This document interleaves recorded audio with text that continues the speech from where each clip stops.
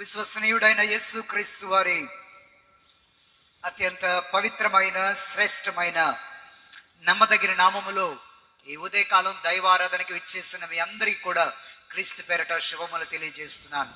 దేవుడు మనలందరినీ క్షేమకరంగా ఆరోగ్యంగా ఎండాకాలంలో ఇన్ని రోజులు దేవుడు కాపాడిన విధానం కొరకై దేవునికి నిండు మనసుతో కృతజ్ఞతలు నేను తెలియజేస్తూ ఉన్నాను. ఈరోజు మన ధ్యాన భాగం యెహోషువ గ్రంథం 10వ అధ్యాయం, చాప్టర్ 10. యెహోషువ గ్రంథం 10వ అధ్యాయం. మరి బైబిల్ ఉన్న ప్రతి ఒక్కరూ మీ బైబిల్ తెరిచినట్లయితే ఈ 10వ అధ్యాయంలో ఉన్నటువంటి లేఖన భాగాన్ని నేను చదువుతున్నాను. ప్రతి మాటను ప్రతి పదాన్ని జాగ్రత్తగా గమనించమని ప్రభు పేరట మీకు మనవి చేస్తున్నాను. జాషువా చాప్టర్ 10, యెహోషువ గ్రంథం 10వ అధ్యాయం 7వ వచనం నుంచి మనం చదువుకుందాం. 7వ వచనం నుండి 15వ వచనం వరకు, ఇన్ఫాక్ట్ 14 వరకు మాత్రమే చదువుదాం. యెహోషువయు అతని యొద్దనున్న యోధులందరూ, పరాక్రమము గల శూరులందరూ గిల్గాలు నుండి బయలుదేరిరి. అప్పుడు యెహోవా, వారికి భయపడకుము, నీ చేతికి వారిని అప్పగించి ఉన్నాను, వారిలో ఎవ్వడును నీ ఎదుట నిలబడని యెహోషువతో సెలవీయగా, యెహోషువ గిల్గాలు నుండి ఆ రాత్రి అంతయు నడిచి, ప్లీజ్ అండర్లైన్, పెన్లు పెన్సిల్ ఉంటే ఆ మాట, చక్కటి మాట, ఆ మాట అండర్లైన్ చేయండి. ఆ రాత్రి అంతయు నడచి వారి మీద హఠాత్తుగా పడెను. అప్పుడు యెహోవా ఇశ్రాయేలు ఎదుట వారిని కలవరపరచగా, ఆ మాట కూడా గుర్తుపెట్టుకోవాలి, వారిని కలవరపరచగా. Note that word. యెహోషువ గిబియోను ఎదుట మహాఘోరముగా వారిని హతము చేసెను. బెత్ హోరోనుకును పైకి పోవు మార్గమున అజేకా వరకును మక్కేదా వరకును యోధులు వారిని తరిమి హతము చేయించు వచ్చిరి. మరియు వారి ఇశ్రాయేలు ఎదుటి నుండి బెత్ హోరేనుకును దిగిపోవు త్రోవను పారిపోవచ్చుండగా వారు అజేకాకు వచ్చి వరకు, జాగ్రత్త వినాలి, యెహోవా ఆకాశము నుండి గొప్ప వడగండ్లు వారి మీద పడవేసెను. అండర్లైన్ దట్ వర్స్, వారి మీద పడవేసెను గనుక వారు దాని చేత చనిపోయిరి. ఇశ్రాయేలీయులు కత్తి వాత చంపిన వారి కంటే ఆ వడగండ్ల చేత చచ్చిన వారు ఎక్కువ మంది అయ్యిరి. యెహోవా ఇశ్రాయేలు ఎదుట అమోరీయులను అప్పగించిన దినము ఇశ్రాయేలీయులు వినుచుండగా యెహోషువ యెహోవాకు ప్రార్థన చేశాను. సూర్యుడా, నువ్వు గిబియోనులో నిలువుము, చంద్రుడా, నీవు అయ్యా లోయలో నిలువుము, జనులు తమ శత్రువుల మీద పగ తీర్చుకొను వరకు సూర్యుడు నిలిచెను, చంద్రుడు ఆగెను అను మాట యెషారు గ్రంథములో వ్రాయబడి ఉన్నది కదా. సూర్యుడు ఆకాశ మధ్యమున నిలిచి ఇంచుమించు ఒక నాడెల్లా అస్తమింప త్వరపడలేదు. యెహోవా ఒక నరుని మనవి, 14 వచనం, అందరం కలిసి చదువుదాం. సంఘమంతా నోరు తెరిచి 1 2 3 స్టార్ట్. యెహోవా ఒక నరుని మనవి వినిన ఆ దినము వంటి దినము దానికి ముందే గాని దానికి తరువాతే గాని ఉండలేదు. నాడు యెహోవా ఇశ్రాయేలు పక్షముగా యుద్ధము చేశాను. దేవునికి స్తోత్రం చెప్దాం ఒకసారి అందరం కూడా. హల్లెలూయా. ప్రార్థన చేసుకుందాం. అనంత జ్ఞానివైన తండ్రి, మా మాటలు వివరించలేనంత గొప్ప దేవుడవు. మా పాటలతో మేము ప్రపంచానికి వివరించి చెప్పలేనంత గొప్ప దేవుడవు. నువ్వు అనంత జ్ఞానివి. నీకు వేలాది వందనాలు, స్తుతులు, స్తోత్రాలు. ఈ లేఖన భాగాన్ని కొన్ని వందల సంవత్సరాల నుంచి, వేల సంవత్సరాల నుంచి నీ ప్రజలు చదువుతూనే వచ్చారు. ఆ రోజు మాట్లాడుతూ వచ్చావు, ఈ రోజు కూడా నువ్వు మాట్లాడడానికి ఇష్టపడుతున్నందుకు నీకు వందనాలు. నీ కార్యాలు మా ఊహకు అందనంత గొప్పవిగా ఉంటాయి. గొప్ప దేవుడివైన నిన్ను ఈ పూట మేము అర్థం చేసుకోవడానికి ప్రయత్నిస్తుండగా నీ ఆత్మను పంపి మాతో మాట్లాడి మమ్మల్ని బలపరచమని ప్రార్థన చేస్తూ ఉన్నాం. దయమేడమే తండ్రి, నీ దాసుడిగా నీ మాటలు ప్రకటించడానికి నువ్వు ఇచ్చిన అవకాశం కొరకు నీకు వందనాలు. నీ పరిశుద్ధాత్మను మాట్లాడుతున్న నాలో, వింటున్న నీ ప్రజల్లో ఉంచి గొప్ప జీవిత పాఠాలు మా అందరికీ ఈ పూట నేర్పించవలసిందిగా నీ పాదాల చెంత ప్రార్థన చేస్తున్నాం. కంటోన్మెంట్ బాప్టిస్ట్ సంఘాన్ని ఆత్మాభిషేకంతో నింపి వచ్చిన ప్రతి వ్యక్తికి ఆధ్యాత్మిక అవగాహన అధికం చేయమని నీ దాసుడిగా ప్రార్థన చేస్తూ ఈ సమయాన్ని, సందర్భాన్ని నీ చేతిలో పెడుతూ, యేసయ్యా నేను తగ్గించబడాలి, కేవలము మీరు మాత్రమే హెచ్చింపబడాలని కోరుకుంటూ క్రీస్తు పేరటి మనవులు సమర్పిస్తున్నాము తండ్రి. ఆమేన్. యెహోషువ గ్రంథం 10వ అధ్యాయం ఈరోజు మన ధ్యాన భాగం. నేను మీతో మాట్లాడుతున్న సందేశం యుద్ధము చేసే దేవుడు. The God who wages war. The God who wages war. దేవుడుకున్నటువంటి అనేకమైన లక్షణాల్లో వేదాంతంలో మేము విద్యార్థులకు నేర్పిస్తున్నప్పుడు చాలా లక్షణాల గురించి థియాలజీ క్లాస్ చెప్తాం. ద గ్రేస్ ఆఫ్ గాడ్ అదొక పెద్ద subject. The mercy of God, దేవుని కనికరం, అదో పెద్ద subject. The goodness of God, దేవుని మంచితనం, అదొక పెద్ద subject. The justice of God, దేవుని న్యాయ వ్యవస్థ, అదొక పెద్ద సబ్జెక్ట్. ఇలా చెప్పుకుంటూ పోతే థియాలజీలో దేవునికున్న అట్రిబ్యూట్స్ అంటే దేవునికున్న గుణ లక్షణాలు చాలా ఉన్నాయి. అది చాలా లోతైన అధ్యాయం దేవుని గురించి. అవన్నీ అధ్యాయం చేస్తున్నప్పుడు చాలా సార్లు ప్రస్తావించని సబ్జెక్ట్ ఏంట్రా అంటే దేవుడు యుద్ధం చేసేవాడు అనే మాటను ఎవరు ప్రస్తావించడానికి ఇష్టపడరు. ఎందుకంటే that shows the violent nature of God. అంటే దేవుడిని ఎంతసేపు మనం ప్రేమామయుడిగాను, దేవుడిని ఎంతసేపు మనం కృపామయుడిగాను, దేవుడిని ఎంతసేపు మనం ఎలాగంటే క్రిస్మస్ లో అప్పుడే బాలయేసు పుట్టినట్లుగా, బాలయేసు అప్పుడు పుట్టలేదుగా, కానీ మనం ఇంకా అలాగే ఊహల్లో ఉండిపోయాం కాబట్టి మనం దేవుణ్ణి ఆ కోణంలో చూస్తాం.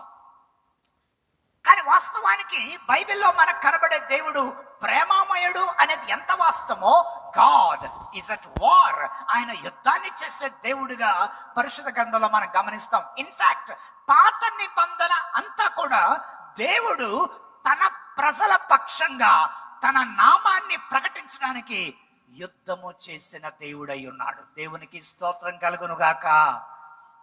రీసౌండ్ వస్తున్నట్టుంది, కొంచెం బేస్ పెంచాలేమో, ట్రిబుల్ తగ్గించి, ఇంకా బేస్ తగ్గించి కొంచెం ట్రిబుల్ అన్న పెంచాలి. Right, okay, thank you. పాత నిబంధనలో దేవుడు ఎప్పుడు కూడా తన ప్రజల పక్షంగా తన నామాన్ని గొప్ప చేయడం కోసం యుద్ధం చేసిన దేవుడు. మళ్ళా చెప్తున్నాను, పాత నిబంధనలో దేవుడు ఎప్పుడు కూడా తన ప్రజల పక్షంగా తన నామాన్ని గొప్ప చేయడం కోసం యుద్ధం చేసిన దేవుడు. యెహోషువ గ్రంథం 10వ అధ్యాయం క్లాసికల్ చాప్టర్. ఎందుకంటే ఇక్కడ 1 కాదు 2 కాదు, ఏకంగా 5 దేశాల రాజులు ఒకేసారి ఇశ్రాయేలు మీద దాడి చేయడానికి వచ్చారు. చాలా జాగ్రత్త వినాలి. యెహోషువ గ్రంథం 1వ అధ్యాయంలో మోషే చనిపోయిన తర్వాత యెహోషువని దేవుడు ఎంచుకుంటాడు. 2వ అధ్యాయంలో వేగుల వారు యెరికో పట్టణానికి వెళ్ళారు. 3వ అధ్యాయంలో మొట్టమొదటి అద్భుతం, యెహోషువ గ్రంథంలో మొట్టమొదటి అద్భుతం 3వ అధ్యాయంలో చూస్తాం. దేవుడు తన నిబంధన మందసాన్ని యోర్దాను దాటించి పంపించాడు. 4వ అధ్యాయంలో ఆ నీళ్లు చెదిరిపోయి విడిపోయిన తర్వాత అక్కడ చక్కటి ప్రజలందరూ చూస్తుండగా జ్ఞాపకార్థపు రాళ్లు పెట్టమన్నాడు. అదే 4వ అధ్యాయంలో మన్నా ఆగిపోయింది, ప్రజలందరూ ఆ దేశపు పంటను తిన్నారు. 5వ అధ్యాయం 6వ అధ్యాయంలో మనం చూస్తే యెరికో కోటగోడలు కూడిపోవడం మనం విన్నాం. ఆ తదుపరి ఇప్పుడు 10వ అధ్యాయంకి వచ్చేసరికి మరొక అద్భుతాన్ని మనం ఇక్కడ చూస్తున్నాం. ఈ 10వ అధ్యాయంలో ఉన్నటువంటి అద్భుతం ఆశ్చర్యకరం. This is the first time యెహోషువ నాయకత్వంలో 5 రాజులు ఇశ్రాయేలీయుల మీద కాదు గిబియోనీయుల మీద దండెత్తి వస్తున్నారు. 5 రాజులు ఇశ్రాయేలు మీదకి రాట్లే, గిబియోనీయుల మీదకి వస్తున్నారు. గిబియోనీయులతో ఇశ్రాయేలు ఒప్పందం చేసుకున్నారు గనుక ఇప్పుడు ఇశ్రాయేలు యుద్ధం చేయవలసిన పరిస్థితి వచ్చింది. ఒక్కసారి ఆ 5 చక్రవర్తులు ఎవరో నేను చదువుతున్నాను, ఆ మాటలను జాగ్రత్తగా మీరు కూడా గమనించమని మనవి చేస్తున్నాను. అవకాశం లేదు, సమయం లేదు, కానీ ఎప్పుడైనా అవకాశం వస్తే ఆ 5 రాజుల పేర్లు వెనుకున్న అర్థాలు నేను మీకు వివరించడానికి భవిష్యత్తులో ప్రయత్నిస్తాను. యెహోషువ గ్రంథం 10వ అధ్యాయం మనకు కనబడుతున్న రాజుల లిస్ట్ చూద్దాం. నెంబర్ 1, 10వ అధ్యాయం 1వ వచనం మీరు చూస్తే 5వ లైన్ లో మనకు కనబడుతుంది, యెరూషలేము రాజైన అదోని జెదెక్. ADONIZEDEK, యెరూషలేము రాజైన అదోని జెదెక్. Did you find it? కనిపించిందన్న వాళ్ళు దేవునికి స్తోత్రం చెప్పండి ఒకసారి. Very good. నెక్స్ట్ రాజు పేరు 3వ వచనంకి వచ్చేయాలి. 3వ వచనం, హెబ్రోను రాజైన హోహాము. నెక్స్ట్ 3వ రాజు, యర్మోతు రాజైన పీరాము. నెక్స్ట్ లాకీషు రాజైన యాఫియా. నెక్స్ట్ ఎగ్లోను రాజైన దేబీరు. ఈ 5 రాజులు, వీళ్ళ పేర్లకు రకరకాల అర్థాలు ఉన్నాయి. ఆ పేర్లకు అర్థాలు చెప్పి ప్రసంగం చేయాలంటే అదొక బైబిల్ స్టడీ అయిపోతుంది కనుక ఆ పేర్లకు అర్థాలు నేను ఇప్పుడు చెప్పదలుచుకోలే, భవిష్యత్తులో ఎప్పుడైనా అవకాశం వస్తే చెప్తాను. But what is happening? ఈ 5 అమోరీల రాజులు కలిసి యుద్ధం చేయడానికి సిద్ధపడ్డారు. గమనించాలి, ఈ 5 రాజుల్లో మొదటి రాజు ఉన్నాడే, చాలా ఇంపార్టెంట్ ఫెలో. వాడు యెరూషలేముకు రాజు. వాడి పేరు అదోని జెదెక్. ఒకసారి ఆ పేరు చెప్పండి అందరూ. Thank you, very good. ఇలాగే ఒక ఆయన బైబిల్లో పేర్లు పెట్టి అలవాటు ఉంది. ఒక ఆయనకి పల్లెటూరులో చాలా విచిత్రంగా పిలుస్తారు. బైబిల్లో పేర్లు ఈ రోజు పెట్టుకున్నాం అనుకోండి, పలకడం రాదు కొంతమందికి. ఏమండి, ఐజక్ అని వైజక్ అనే వాళ్ళు చాలా మంది ఉన్నారు. తర్వాత ఒక ఆయన ఇట్టగే గ్రీక్ పేరుంది, డూలాస్ అని. డూలాస్ అనే గ్రీక్ పేరుకు స్లేవ్, దాసుడు, బానిస అని అర్థం. పాపం ఆ పాస్టర్ గారు ఎవరు ఆ పేరు పెట్టాడు, డూలాస్ అని పెట్టాడు. ఆయన పెట్టడం బాగానే పెట్టాడు. పల్లెటూరులో ప్రజలకి డూలాస్ అని పిలవడం ఏమవుతుంది? వాళ్ళు డూలో డూలో డూలో డూలో డూలో కాస్త కొంతకాలం డోలా డోలా డోలా డోలా అయిపోయి అది ఇంటి పేరు అయిపోయింది. ఇలాంటి విచిత్రాలు చాలా జరుగుతాయి. అందుకే నేను బైబిల్లో పేర్లు పెట్టడానికి నేను కొంచెం విరోధిని, వ్యతిరేకిని. పేర్లు ఇప్పుడు మన దేశ సంస్కృతి సాంప్రదాయాలు బట్టి పెట్టుకుంటే చాలా బాగుంటుంది అన్న అభిప్రాయం. అలాగ అంగీకరించిన వాళ్ళు ఒకసారి దేవుని స్తోత్రం చెప్పండి. చాలా తక్కువ మంది ఉన్నారు అలాగ అంగీకరించే వాళ్ళు అయితే. ఎందుకంటే ఇప్పుడు పేర్లన్నీ చాలా స్టైల్ పేర్లు, బుర్లీ, షెర్లీ, మ్యార్లీ, గోర్లీ, చాలా విదేశీ సంస్కృతి స్టైల్ పేర్లు పెట్టుకోవడానికి చాలా మంది ఇష్టపడుతున్నారు. కొన్నిసార్లు వింటే అది కుక్క పేరు మనిషి పేరు కూడా నాకు అర్థం కాదు, అలాంటి వెరైటీ పేర్లు పెడుతున్నారు. పాయింట్ పక్కన పెడితే అదోని జెదెక్. Now listen to this point very carefully. అదోని జెదెక్ యెరూషలేముకు రాజు. పాత నిబంధనలో అదే ఆదికాండ గ్రంథంలో మనం గమనిస్తే ఒక రోజు మెల్కీసెదెక్ అనే పేరు అకస్మాత్తుగా మనకు బైబిల్లో కనబడుతుంది. You remember that? మెల్కీసెదెక్ అనేవాడు ప్రధాన యాజకుడు. అబ్రాము యుద్ధం చేసి తిరిగి వస్తున్నప్పుడు అబ్రాము అతనికి దశం భాగాన్ని ఇస్తే మెల్కీసెదెక్ అతనికి రొట్టెని ద్రాక్షరసాన్ని ఇచ్చాడని మనం బైబిల్లో నేను మీకు చెప్పిన ప్రసంగాల్లో నేను ప్రస్తావించాలని నమ్ముతున్నాను. అదోని జెదెక్ is very close related to Melchizedek. కానీ మెల్కీసెదెక్ ఇస్ ఎ హై ప్రీస్ట్. ఈ మెల్కీసెదెక్ అనేవాడు ప్రధాన యాజకుడు. ఈ అదోని జెదెక్ అనేవాడు ద లార్డ్ ఆఫ్ రైచియస్నెస్, ఆ పేరుకు అర్థం. కానీ అతనిలో ఏ మాత్రమో నీతి. Is the Lord of righteousness. అదోనై జెదెక్ అనేటువంటి మాట, అదోనై అంటే లార్డ్, జెదెక్ అంటే రైచియస్నెస్. అతడు లార్డ్ ఆఫ్ రైచియస్నెస్, నీతి గల ప్రభువు అనే పేరు. గాని ఈ నీతి గల ప్రభు అని పేరైతే పెట్టుకున్నాడు, గాని అతడు యుద్ధం చేసేది ఇశ్రాయేలుతో. నిజమైన నీతి గల ప్రభు అయిన యెహోవా ప్రజలకు, యెహోవాకు వ్యతిరేకంగా యుద్ధం చేయడానికి వెళ్తున్నట్లుగా మనం గమనించవచ్చు. ఇలాగ ప్రతి రాజు గురించి వారి పేర్లు అర్థాలు చెప్పుకుంటూ పోతే చాలా సమయం అయిపోద్ది.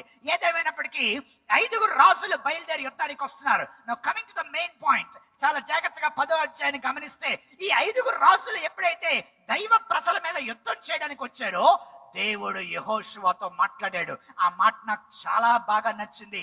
8వ వచనం యెహోషువతో ఏమని మాట్లాడాడు తెలుసా? ఈ 8వ వచనాన్ని అందరూ చూద్దాం. 10వ అధ్యాయంలో ఉన్నాం. అప్పుడు యెహోవా, కమాన్ చదవాలి, వారికి భయపడకము, నీ చేతికి వారిని అప్పగిస్తున్నాను, వారిలో ఎవ్వడు నీ ఎదుట నిలబడు. 3 things. వారికి భయపడకు, వారిని చేతులకు అప్పగిస్తున్నాను, ఒక్కడు కూడా నీ ముందు నిలబడ్డు. 3 things. వారికి భయపడకు, వారిని చేతులకి ఇస్తున్నాను, ఒక్కడు కూడా నీ ముందు నిలబడలేడు అని దేవుడు ఇచ్చినటువంటి వాగ్దానం యెహోషువకి 1000 ఏనుగుల బలాన్ని ఇచ్చింది. ఎందుకంటే 5 రాజుల్ని ఒక్కసారే ఎదుర్కొనే పరిస్థితి, 5 చక్రవర్తులతో ఒక్కసారే యుద్ధం చేయాల్సిన పరిస్థితి, 5 యోధులతో పరాక్రమశాలులైనటువంటి ప్రజలతో ఇతనుకున్న సైన్యంతో యుద్ధం చేయాల్సిన పరిస్థితి. యెహోవా ఎప్పుడైతే మాట్లాడాడో యెహోషువ, వెరీ గుడ్, ఒరేయ్ మనం అందరం ఇక్కడే కూర్చున్నాం, దేవుడు వారికి భయపడొద్దన్నాడు, దేవుడు వారిని మన చేతులకు అప్పగిస్తానన్నాడు, వాడు ఒక్కడు కూడా మన ముందు నిలబడాలన్నాడు, కాబట్టి మనందరం పడుకుందాంరా అని అనలేదు, మనందరం రెస్ట్ తీసుకుందాంరా అని అనలేదు. God's promise is there, but what you see 9వ వచనంలో దేవుడు మాట్లాడిన వెంటనే యెహోషువ యుద్ధ రంగంలోనికి దూకాడు. దేవునికి ఎవరైనా స్తోత్రం చెప్పేవాళ్ళు ఉన్నారా? దేవుని వాగ్దానం ఉంది, వాగ్దానం ఉందని చెప్పి నిద్రపోలే యెహోషువ. దేవుని వాగ్దానం ఉంది, వాగ్దానం ఉందని చెప్పి మనకేం అక్కర్లేదు, మనం ఇలాగే కూర్చుందాం, దేవుడు చేసేస్తాడు కార్యాలు అని అనుకోలే. 9వ వచనంలో యెహోషువ తీసుకున్న రిస్క్ మీరు గమనించాలి. ఆ మాట నేను మీకు వివరిస్తాను. 9వ వచనంలో యెహోషువ ఏం చేశాడు తెలుసా? గిల్గాల్ నుండి ఆ రాత్రంతా నడచి, అందుకే ఆ మాట అండర్లైన్ చేసుకోమన్నాను, ఆ రాత్రంతా నడిచాడు, ఆ రాత్రంతా తన సైన్యాన్ని నడిపించాడు, ఆ రాత్రంతా నాయకుడిగా ముందుండి నడిచాడు, ఆ రాత్రంతా పరాక్రమశాలి నడిపించాడు, ఆ రాత్రంతా యోధుల్ని నడిపించాడు. అయ్యలారా, రాత్రంతా యేసు ప్రార్థన చేశాడు, రాత్రంతా దేవుడు ఎర్ర సముద్రం మీదకి గాలి పంపించి 2 భాగాలు చేశాడు, రాత్రంతా ప్రజలు మేడగదిలో ప్రార్థనలు చేశారు, రాత్రంతా బైబిల్లో చాలా ఎగ్జాంపుల్స్ ఉన్నాయి. రాత్రంతా దానియేలు దేవుడి దగ్గర దర్శనం భాగం కొరకు దేవుడి దగ్గర ప్రార్థన చేశాడు, రాత్రంతా ప్రజలు అనేకమైనటువంటి ప్రయాణాలు చేశారు. అందుకే బైబిల్లో పగలు మేఘస్తంభముగాను రాత్రి అగ్నిస్తంభముగాను దేవుడు ఎందుకున్నాడంటే వారి ప్రయాణానికి వారు తోడుగా వెలుగుగా ఉన్నాడు. ఇక్కడ యెహోషువ దేవుడు వాగ్దానం చేసిన తర్వాత సైన్యాన్ని అంతటిని రాత్రంతా నడిపించాడు. చాలా జాగ్రత్త వినండి, రాత్రి ఎక్కడి నుండి బయలుదేరా తెలుసా?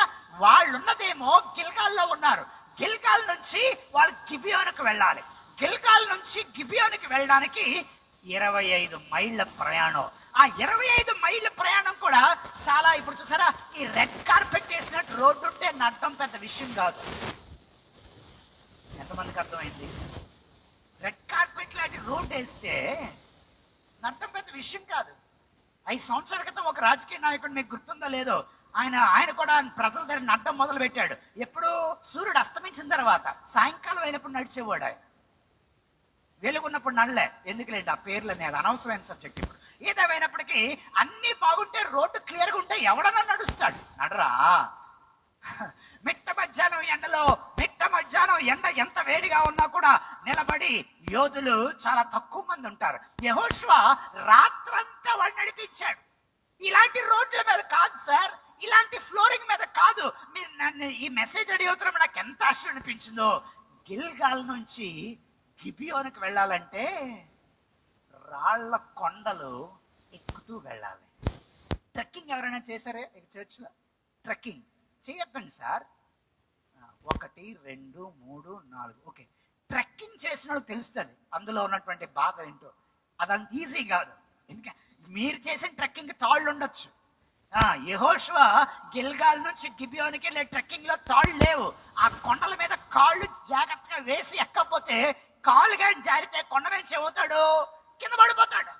చాలా ప్రమాదకరం. 2200 మీటర్ల ఎత్తు ఆ కొండ మీదకి ఎక్కుతూ వెళ్ళాలి. 2200 మీటర్లు. ఎక్కడ గిల్గాలు, ఎక్కడ గిబియోను? దేవుడేమన్నాడు? నువ్వు భయపడకు. దేవుడేమన్నాడు? వారిని చేతికి అప్పగిస్తా. దేవుడేమన్నాడు? వారిలో ఒక్కడు కూడా నీ ముందు నిలబడ్డు. చాలా జాగ్రత్త వినండి ఈ మాట. God's promise always calls you to participate with him. English లో మళ్ళీ చెప్తున్నాను. God's promise always calls you to participate with him. చాలా సార్లు మనకి దేవుని వాగ్దానం చాలా దేవుడు ఇస్తాడు. వాగ్దానం ఇచ్చాడనే సంతోషం కంటే ఆ వాగ్దానాన్ని నెరవేర్చడానికి దేవుడు తీసుకెళ్లే దారి ఉందే, ఆ దారి చాలా కష్టమైంది. వాగ్దానాన్ని దేవుడు ఇచ్చాడని ఆనందపడతాం. వాగ్దానం దేవుడు చేశాడు సార్ అని, దేవుడు వాగ్దానం ఇచ్చాడు సార్ అని చాలా మంది చెప్తాం. Fine, fantastic, God gave you promise. కానీ వాగ్దానం నెరవేర్చే దారి, ఆ వాగ్దానం నెరవేరుతూ వెళ్లే దారి ఉందే, ఆ దారి ఎంత సులభంగా ఉంటుందని దేవుడు ఎప్పుడు చెప్పలే. ఆ దారి చాలా ఈజీగా ఉంటుందని దేవుడు చెప్పలే. నువ్వు ప్రయాణించే దారి సుఖంగా ఉంటది అని దేవుడు ఎప్పుడు చెప్పలే. ఎక్కడ గిల్గాలు, ఎక్కడ గిబియోను 2200 మీటర్లు కొండలు ఎక్కుతూ రాత్రంతా కొండలు ఎక్కారట. నాలోటో ఉంటే అందులో ఎవడో ఎక్కుతాడు ఈ కొండలు, దేవుడు చెప్పాడు కదా విజయం ఎత్తానని, మనం ఎక్కడ ఉందాంలే అని అందేమో నేను. అందుకే దేవుడు నన్ను అప్పుడు పుట్టించలేదు. No. God's promise is there and I need to participate in his promise. నా వెనకాల మాటలు చెప్పాలి. దేవుని వాగ్దానంలో బానే ఉన్నారా? టిఫిన్ చేశారా? బీపీ, షుగర్ లెవెల్స్ అన్ని కంట్రోల్ ఉన్నాయి కదా? ఓకే, కమాన్ గట్టిగా. దేవుని వాగ్దానంలో నేను ప్రయాసతో పాల్గొనాలి. ఆమేన్. ప్రయాస అనే మాట ఎందుకు వాడని తెలుసా? ఆ వాగ్దానం నెరవేర్చబడే దారి ఎంత ప్రయాసతో కూడిందైనా నేను దాంట్లో నడవాలి. ఎవరైనా ఆమేన్ చెప్పగలరా? 13 సంవత్సరాల వయసులో కాదు 16 సంవత్సరాల వయసులో వచ్చేసాడు ఆయన తైలపు కొమ్ము పట్టుకొని. ఒకడు 2 అన్నాడు. పెద్దోడు వచ్చాడు, నడిపోడు వచ్చాడు, చెడ్డోడు వచ్చాడు, చిట్టోడు వచ్చాడు, అన్నోళ్ళు వచ్చాడు. కానీ ఎవరిని దేవుడు సెలెక్ట్ చేయలే. లాస్ట్ ఒకడు వచ్చాడు, వాడు ఎర్రని వాడు. లాస్ట్ ఒకడు వచ్చాడు, వాడు చూపులకు అందమైన వాడు. లాస్ట్ ఒకడు వచ్చాడు, వాడి నేత్రాలు చాలా బాగున్నాయి. ఇదిగో వాడిని సెలెక్ట్ చేసా అన్నాడు. ఒరే నువ్వు రాజు అయిపోతావురా, ఇదే నీ ఆడవాళ్ళు అని వేసాడు. అంతే. ఆ రోజు స్టార్ట్ అయిపోయింది. ఆ రోజు నుంచి ఏం స్టార్ట్ అయ్యి చెప్పండి, మాట్లాడండి. కష్టాలు స్టార్ట్ అయ్యాయి. ఎవరి గురించి మాట్లాడుతున్నాను నేను? దావీదు గురించి మాట్లాడు. అంతవరకు లైఫ్ చాలా బాగుంది, ఎవడు పట్టించుకోలే. హ్యాపీగా బెత్లెహేము సందుల్లో, కొండల్లో, డొంకల్లో గేదెలు తిప్పుకుంటా, ఐ ఐ ఐ అనుకుంటా, చిన్న గొర్రెలను తిప్పుకుంటా, ఆ గొర్రెల మందని కాసుకుంటా, ఎవడో పట్టించుకోలేదు. ఏ రోజు లైమ్ లైట్ లోకి రాలేదు. కానీ ఎప్పుడైతే అభిషేకం వచ్చిందో, ఎప్పుడైతే తైలపు కొమ్మి అతని మీద వేయబడిందో, అంతే అతని లైఫ్ లో ప్రాబ్లమ్ స్టార్ట్. మనుషుల విషపు చూపులు స్టార్ట్ అయ్యాయి, మనుషుల శ్రమలు స్టార్ట్ అయ్యాయి. 13 సంవత్సరాలు సింహాసనం మీదకి ఎక్కడానికి తరం పడతా తరుగుతూనే ఉన్నారు శత్రువులు. దేవుని వాగ్దానం ఉంది, కానీ ఆ వాగ్దానం నెరవేర్చబడే దారి అంత ఈజీగా ఉండదు. ఎవరైనా ఆమేన్ చెప్తారా? ఎందుకంటే అంత ఈజీగా ఉంటే నీకు దేవుని విలువ తెలియదు. ఎంతమంది ఒప్పుకుంటారు? అంత ఈజీగా ఉంటే నీకు దేవుని గొప్పతనం తెలియదు. అంత ఈజీగా ఉంటే దేవుడు ఎంత చేయగలడో నీకు అర్థం కాదు. గనుక దేవుడు గురించి నీకు తెలియాలి కాబట్టి వాగ్దానం ఉంది. ఆ వెయిటింగ్ లో, ఆ ప్రయాసలో నువ్వు ఎంత నిలకడగా ఉంటావో దేవుడు గమనిస్తాడు. దేవునికి ఎవరైనా స్తోత్రం చెప్పేవాళ్ళు ఉన్నారా? ఎక్కడికి ఉంది గిల్గాలు, ఎక్కడుంది గిబియోను?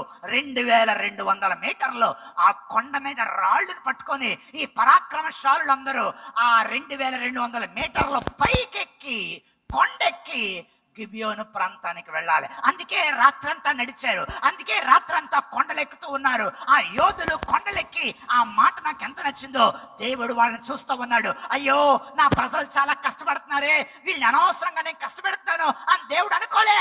దేవుడు ఏమనుకున్నాడు తెలుసా?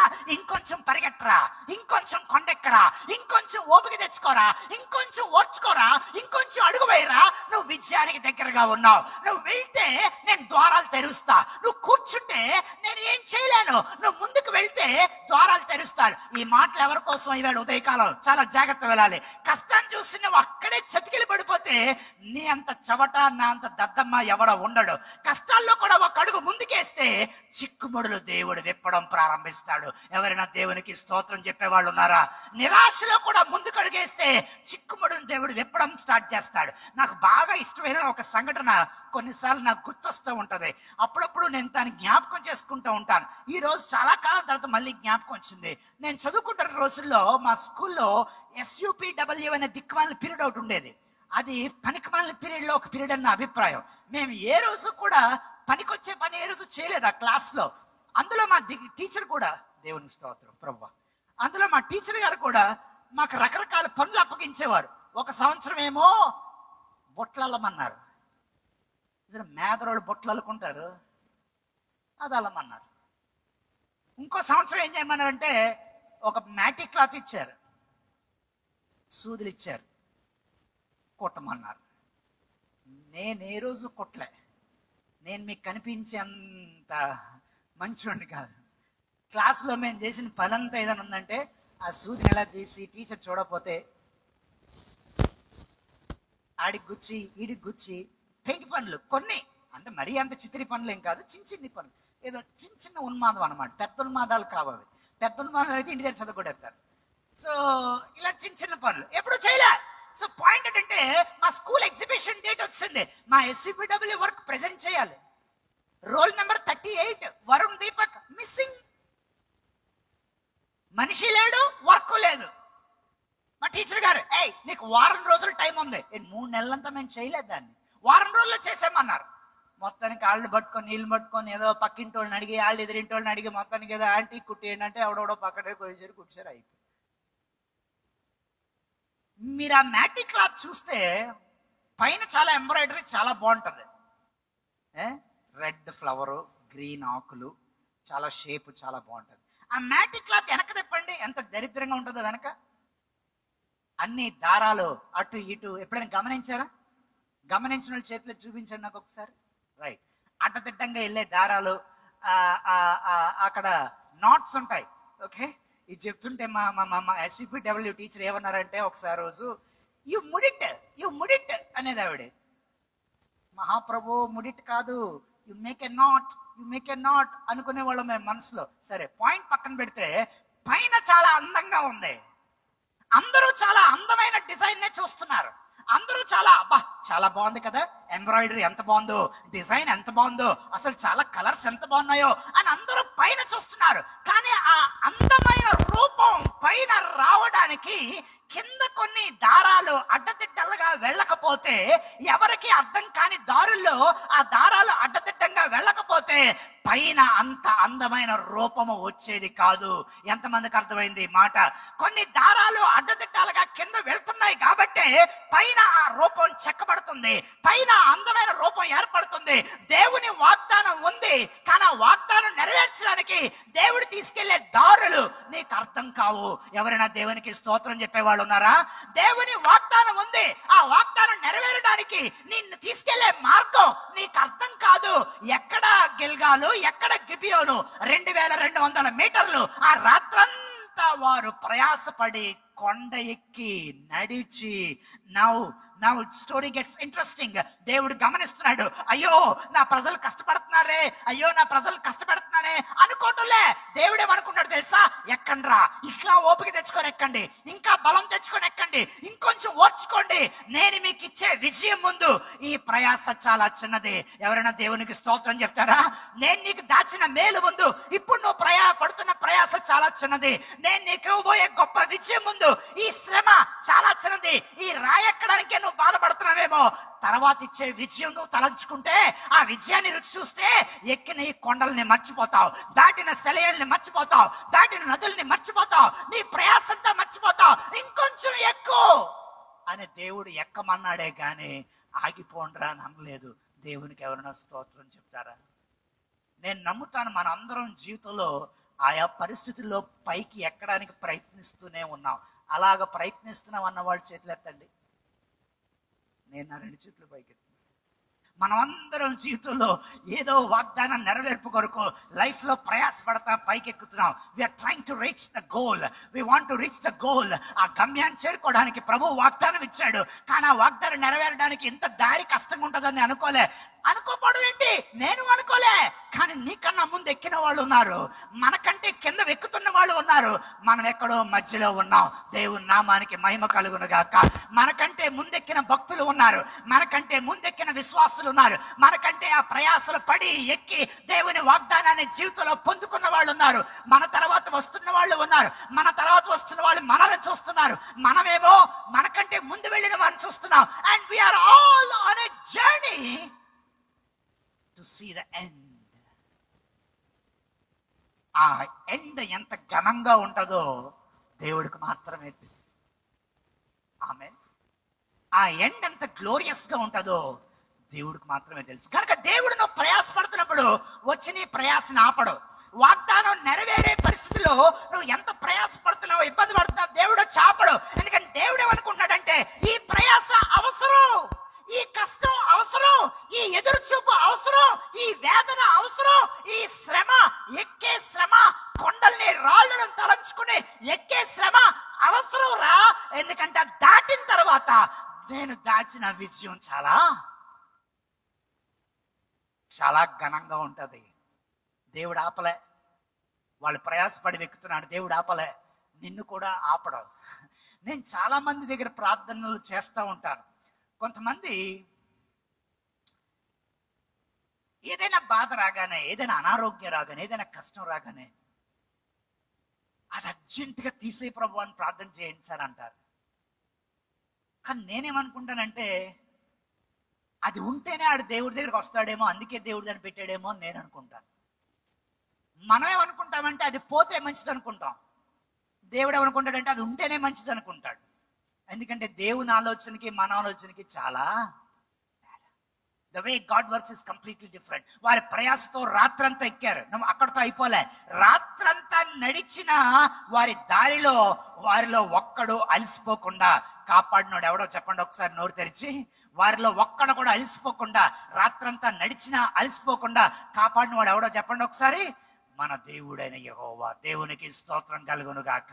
వాళ్ళు రాత్రంతా నడిచారు, వాళ్ళ ఒక్కడు కూడా ఆయాస పడలే. వెంటనే ఆ మాట ఎంత బాగుందో, వాళ్ళు నడిచి వారి మీద హఠాత్తుగా పడెను. ఎవరి మీద? గిబియోనీయుల మీద.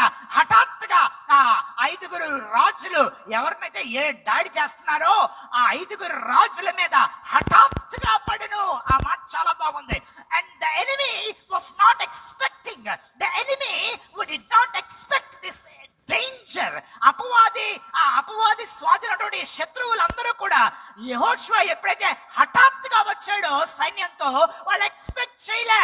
దేవుడు తన ప్రజల్ని నడిపిస్తూ ఉన్నాడు, కానీ శత్రువుకి దైవ ప్రజలు నడుస్తున్నారని తెలియదు. ఈ మాట చాలా జాగ్రత్తగా గుర్తుపెట్టుకోండి. నువ్వు దేవునితో నడుస్తున్నప్పుడు, నువ్వు దేవునితో సహవాసం చేస్తున్నప్పుడు, నువ్వు దేవునితో ముందుకెళ్తున్నప్పుడు నీ శత్రువుకి నువ్వు దేవునితో నడుస్తున్నావని తెలియదు. శత్రువు ఏమనుకుంటాడంటే నువ్వు చతికిలబడ్డావు అనుకుంటాడు. శత్రువు ఏమనుకుంటాడంటే నువ్వు భయపడి దాక్కున్నావేమో అనుకుంటాడు. శత్రువు ఏమనుకుంటాడంటే నువ్వు దుప్పటి కప్పుకొని అవమానం వచ్చిందనో, ఆకలి వచ్చిందనో, వేదన వచ్చిందనో ఆ దుప్పటి కప్పుకొని ఏడుస్తున్నావు అనుకుంటాడు. అలా చేయాలని శత్రువు అనుకుంటాడు. కానీ నువ్వు దుప్పటి కప్పుకొని ఏడ్చే పరిస్థితి కాదు. దుప్పటిని తీసి దేవుని నామములో నిలవబడాల్సిన రోజు. దేవునికి స్తోత్రం కలుగును గాక. నువ్వు ముసుగేసుకొని ఏడటం కాదు, ముసుగు తొలగించి శత్రువు అదిరిపోయేలాగా, శత్రువు అని ఆశ్చర్యపడేలాగా నువ్వు దేవుని నామములో నీకు ఇచ్చిన వాగ్దానాన్ని పట్టుకొని నువ్వు ప్రయాసతో ముందుకు వెళ్లాల్సిందే. ఆమేన్ చెప్తారా? దేవుడు నిర్ణయించిన ప్రయాసల్ని వద్దనొద్దు. దేవుడు నిర్ణయించిన ప్రయాసని కాదనొద్దు. దేవుడు నిర్ణయించిన ప్రయాసని తీసే ప్రభువా అని ఎప్పుడు అడగొద్దు. ఎందుకంటే ఆ ప్రయాసే నిన్ను ప్రిపేర్ చేస్తుంది దేవుడు ఇవ్వాలనుకున్న దానికి. హఠాత్ అయిపోయారు, ఆశ్చర్యపోయారు. And now what God is doing. ఎప్పుడైతే ఇశ్రాయేలీలు ఈ హఠాత్తుగా శత్రువు మీద దాడి చేశారో అందరూ గమనించాలి. 10వ వచనంలో God comes and God is doing. దేవుడు ఏం చేస్తున్నాడో తెలుసా? అప్పుడు యెహోవా, కమాన్ చదవాలి, ఇశ్రాయేలు ఎదుట వారిని కలవరపరచగా. ఆ మాట చాలా చక్కటి మాట. ఇంగ్లీష్ బైబిల్లో ఉంటది గాడ్ కన్ఫ్యూజ్డ్ దెమ్. ఇంకేమైనా పదం ఉందమ్మా? Rooted them. Okay, thank you. Confuse them అని NIV లో ఉంటది, రూటెడ్ దెమ్ అని ఒక దాంట్లో ఉంటది. It's very wonderful. తెలుగు బైబిల్లో వారిని కలవరపరచగా, శత్రువు కలవరపడ్డాడు. దేవునికి స్తోత్రం. దైవ ప్రజలు నడుస్తున్నప్పుడు శత్రువులు కలవరపడతారు. దైవ ప్రజలు ప్రార్థిస్తున్నప్పుడు శత్రువు కలవరపడతాడు. దైవ ప్రజలు అనేకమైనటువంటి ప్రయత్నాల్లో వాళ్ళు దేవుని ముందు పెట్టుకొని వెళ్తున్నప్పుడు శత్రువు కలవరపడతాడు. దైవ ప్రజలు దేవుని వాగ్దానాన్ని నమ్మి నిలబడిన ప్రతిసారి శత్రువు కలవరపడుతూనే ఉంటాడు. శత్రువు కలవరపడడం మాత్రమే కాదు, దేవుడే వాడిని కలవరపరుస్తాడు. ఆ మాట ఇంకా బాగుంది. మీరు పాత నిబంధనలో నిర్గమకాండం ధ్యానాలు నేను చెప్పినప్పుడు మీరు ఎంతమంది గుర్తు పెట్టుకున్నారో లేదో నాకు తెలియదు. ఆ రోజు ఎర్ర సముద్రం దాటుతున్నప్పుడు ఈజిప్షియన్ సైనికులు వాళ్ళ రథాలన్నీ కూడా ఎర్ర సముద్రంలోకి ఎంటర్ అయ్యాయి. వారు ఇశ్రాయేలుని తరుగుతున్నారు. వారు ఎంటర్ అవ్వగానే యెహోవా వారిని కలవరపరిచెను. యెహోవా శత్రువుని కలవరపరిచెను. నా వెనక మాటలు చెప్తారా? నా యేసయ్య నా శత్రువులను కలవరపరచండి. ఆమేన్. God should confuse your enemies. శత్రువు ఏమనుకున్నాడంటే నువ్వు దుప్పటి కప్పుకొని నిద్రపోతున్నావు అనుకుంటున్నాడు. శత్రువు ఏమనుకున్నాడు, రే మనం జయించాంరా, ఆడు నోరు మూసుకున్నాడు చూసా, వాడు నోరు ముయించాం మనం అనుకున్నాడు. No no no no no, నువ్వు నా నోరు ముయించలేవు శత్రువా, ఎందుకంటే నేను దేవుని నామములో నేను నిలబడుతున్నాను, నేను దేవుని నామములో నీ దగ్గరికి వస్తున్నాను అని మనం నిలబడ్డ ప్రతిసారి దేవుడు శత్రువుని కలవరపరచడం మొదలు పెడతాడు. నమ్మినోళ్ళు ఆమేన్ చెప్పాలి ఆ మాటకి. ఆ శత్రువు ఎప్పుడైతే కలవరపడ్డాడో ఇశ్రాయెలైట్స్ టుక్ ద చార్జ్. వాళ్ళు వెంటనే ఒక్కొక్కరిని తరిమి తరిమి తరిమి తరిమి ఎక్కడ కొట్టారు తెలుసా అండి? బెత్ హోరోన్ నుంచి అజేకా వరకు. నేను చదివినప్పుడు మీరు గమనించాలనుకుంటున్నాను ఆ పదాలన్నీ. వారి తరిమి తరిమి తరిమి మహాఘోరముగా చంపిరి. బైబిల్లో ఎక్కడా వాడలేదు ఆ పదం, మహాఘోరంగా చంపిరి. మహాఘోరంగా నేను అనుకున్నాను ఒక 100 మందిని చంపారేమో, లేక మహాఘోరంగా మన తృప్తి కోసం డబల్ చేసుకుందాం, లేక ఇంకా ఎక్కువ అనుకుందాం. మనకు తెలియదు ఎంతమందిని చంపారు, రాయిలే. కానీ ఆ తర్వాత మాట నన్ను చాలా ఆశ్చర్యపరిచింది. మనల్ని కూడా, మిమ్మల్ని కూడా ఆశ్చర్యపరుస్తుంది. ఎందుకంటే దేవుడు చేయగలిగేది మానవుడు చేసే దానికన్నా గొప్పగా ఉంటది. ఎవరైనా ఆమేన్ చెప్తారా? ఒక పక్క వీళ్ళు తరుగుతుంటే దేవుడు ఆకాశములో నుండి, everybody get ready, let's read verse 11. Everybody in your Bibles. Bible మూసేయద్దు, తెరిచి ఉంచాలి. 11వ వచనం ఏముందమ్మా? మరియు వారు ఇశ్రాయేలు ఎదుటి నుండి బెత్ హోరోనుకు దిగిపోవు త్రోవ పారిపోతుండగా వారు అజేకా వచ్చు వరకు, కమాన్ ఎవ్రీబడి రీడ్, యెహోవా ఆకాశము నుండి గొప్ప వడగండ్లు వారి మీద పడవేసెను. ఎవరైనా దేవునికి స్తోత్రం చెప్తారా ఈ చర్చ్ లో? హల్లెలూయా. దేవుడు శత్రువు మీద గొప్ప వడగండ్లు పడవేసెను. ఆ మాట అండర్లైన్ చేసుకోండి. దేవుడు గొప్ప వడగండ్లు పడవేసెను. మీ లైఫ్ లో ఎంతమంది వడగండ్లు చూశారు? 1 2 గోళికాయలు లాంటివి చూసారా? కొంచెం పెద్దవే. ఒక్కొక్క వడగడ్డ పడితే కారు అద్దాలు ఏమవుతాయి తెలుసా? మరి మామూలుగా ఉండదు. ఒకసారి కారు మీద పూల కుండియే పడింది. ఫేస్బుక్ లో ఎక్కడ చూపిస్తుంటే మా ఫ్రెండ్స్ చూశాను నేను. అదే కారు మీద పెద్ద వడగండు కూడా పడింది. పూలకుండి పడ్డ కారు జస్ట్ ఇలా నొక్కుపోయింది కిందకి. వడగళ్ళు పడ్డ కారు ఇలాగా అణిగిపోయింది అప్పడం లాగా. Because it's very powerful. It comes with heavy force and lot of electricity. చాలా ఆ విద్యుత్ శక్తి తాకిడి నువ్వు నేను ఏం చేయలేము తెలుసా? తట్టుకోలేము. అంత దూరం నుంచి అంత బరువైనటువంటి వడగడ్లు పడుతున్నప్పుడు ఏ మానవుడు తట్టుకోలేడు. విచిత్రం ఏంటంటే దేవుడు, చాలా జాగ్రత్త వినాలి, దేవుడు అదే ప్లేస్ లో ఇశ్రాయేలు తరుగుతున్నారు, అమోరీలు ఉన్నారు, ఈ 5 రాజులు వారి సైన్యం ఇశ్రాయేలు అందరూ కలిపి అక్కడే ఉన్నారు. కానీ వడగడ్లు ఎవరి మీద పడ్డాయి? ఇశ్రాయేల్ మీద పడ్డాయని లేదు. వడగళ్ళు ఎవరి మీద పడ్డాయి? వడగళ్ళు కేవలం శత్రువుల మీదే పడ్డాయి. అందుని బట్టి దేవునికి స్తోత్రం కలుగును గాక. అదే ప్లేస్ లో నువ్వు ఉన్నావు, కానీ నీ మీద పడలే. దేవుని నామానికి మహిమ కలుగును గాక. అదే ప్లేస్ లో ఇశ్రాయేల్ ఉన్నారు, కానీ ఇశ్రాయేల్ మీద పడలే. అదే ప్లేస్ లో దేవుడు నమ్మినటువంటి దైవ ప్రజలు ఉన్నారు, వాళ్ళ మీద పడలే. కానీ ఆ వడగండ్లు కూడా దేవుడు ఎలా డిసైడ్ చేశాడంటే, దేవుడు గురి చూసి కొడితే మళ్ళీ అది ఎలా ఉంటుందో తెలుసా? వెనక్కి తిరిగి రాదు. గురి చూసి కొడితే ఆ గురి ఏమవుతుంది? అవుట్. నాకు ఆశ్చర్యం కలిగిన విషయం ఏంటో తెలుసా? శత్రువులతో కలిసి ఇశ్రాయేల్ కూడా ఉన్నప్పుడు వడగండ్లు ఎవరి మీద పడాలో వాళ్ళ మీదే పడ్డాయి. ఇశ్రాయేల్ పరిగెడుతున్నాడు, ఆ ఎదురుగా ఉన్న అమోరీయుడి మీద పడ్డదే వడగండు, కానీ ఇశ్రాయేల్ మీద పడలే. ఎంత దేవుడు కాపాడాడు, ఎంత దేవుడు సార్వభౌమ అధికారం కలిగిన వాడు. అయ్యలారా, అమ్మలారా, చాలా జాగ్రత్తగా ఈ మాట వినండి. కొన్నిసార్లు నీ పక్కనున్న వారి దాకా వచ్చిన ఆపద నీ దాకా రాలేదని కాళ్ళు ఎగరేయకు. అది దేవుడు నీ దాకా రానివ్వలే. ఎవరైనా దేవునికి స్తోత్రం చెప్పగలరా? నీ పక్క దాకా వచ్చిన యాక్సిడెంట్, ఆ టైర్ నీ దాకా రాలే, అక్కడ ఆగిపోయింది. మనం గొప్పవాడు అని కాళ్ళు ఎగరేయకు. అది దేవుడు దయ. నేను సింగపూర్ లో వాక్యం చెప్పడానికి చాలా సార్లు వెళ్ళినప్పుడు ఒక దైవదాసుడు మన తెలంగాణ ప్రాంతం నుంచి సింగపూర్ వెళ్ళి అక్కడ సంఘాలను స్థాపించాడు. 3 సంఘాలను స్థాపించాడు. ఆ 3 సంఘాల్లో వర్తమానాలు ఇవ్వడానికి చాలా సార్లు వెళ్ళిన రోజుల్లో ఒక రోజున ఆయన వాళ్ళ ఇంట్లో భోజనం పెట్టి, నేను ఉన్న వారం రోజులు కూడా భోజనం చేస్తున్న ప్రతిసారి ఆయన సాక్ష్యాలు చెప్పేవాడు. అందులో ఒక సాక్ష్యం చెప్పాడు. హైదరాబాద్ లో వాళ్ళు ఉంటున్న రోజుల్లో వాళ్ళు ఒక ఒక ఒక ఒక ఒక ప్లాస్టింగ్ లేని గోడలు ఉంటాయి చూసారా, ప్లాస్టింగ్ చేయని ఇటుకలతో కట్టిన గోడలు. ఆ ఇంట్లో వాళ్ళు ఉంటున్నప్పుడు పడుకున్నారు, రాత్రి నిద్రపోతున్నారు మంచి నిద్రలో. హైదరాబాద్ లో ఆ మంచి నిద్రలో నిద్రపోతున్నప్పుడు ఆ రోడ్లో లారీ అదుపు తప్పి టపా టపా టపా కొన్ని ఇళ్లను గుద్దుకుంటూ వచ్చింది. వీళ్ళు నిద్రపోతున్నారు. ఆ గుద్దుకుంటూ ఇళ్ళన్నీ తోసుకుంటూ వచ్చిన లారీ టైర్ వచ్చి వీళ్ళు గచ్చిమే పడుకున్నారు. ఈయన కాలు దాకా వచ్చి ఆ టైర్ ఆగింది. అప్పటికే అటు ఇటు గోడలో పడిపోయి తుళ్ళిబళ్ళు అయ్యేసరికి ఓ ఏట్రా బాబు ఇదంతా. టైర్ సరిగ్గా సెకండ్ కాల్ దగ్గరికి వచ్చి ఆగింది. ఆ ఇంటి మీద వాళ్ళ మీదకి ఏమోనో తెలుసా?